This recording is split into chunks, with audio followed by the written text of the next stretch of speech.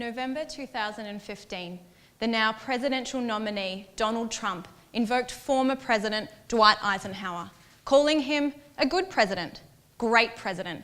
People liked him, I like Ike. There have been plenty of signs that Trump aspires to be the Eisenhower for his time.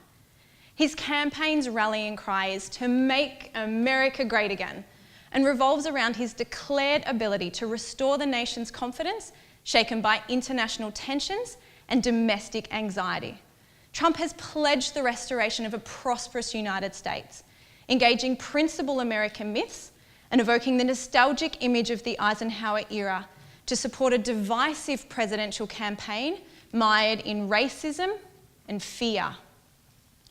Americans, however, chose Eisenhower because he unified, not divided. Elected as Cold War tensions increased, Eisenhower's presidency was defined by his attempt to recreate an ideal America based soundly on the foundational narratives of the Founding Fathers. For Eisenhower, embodying these ideals would lead the United States to victory over the Soviet Union. Embracing American exceptionalism, Eisenhower consistently merged these foundational myths with contemporary issues, enabling him to create an ideologically persuasive version of the United States that, unlike a Trump presidency, which will likely drive Americans even further apart, united the nation behind his presidency. Today, Eisenhower is actually not remembered as a great speaker, but he actually possessed an unusual sensitivity to the power of speech. Re-evaluation of his presidential language allows us to scrutinise how he prioritised idealised aspects of American history to position himself as the ideal president, presiding over an ideal America. Filling the gap in the literature is where my thesis, The Ideal American, comes in.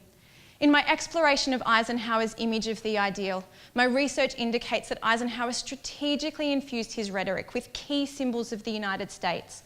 Each chapter probes the way these themes were drawn upon to justify political action, fortify national bonds, but more importantly, persuade Americans to respond and think the way he thought they should.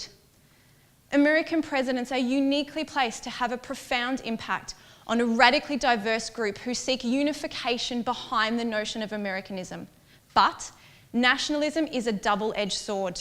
As their nation's chief storyteller, and in light of the current campaign, the implications of my research demonstrate how problematic presidential rhetoric is when engaged to reconstruct an imagined ideal.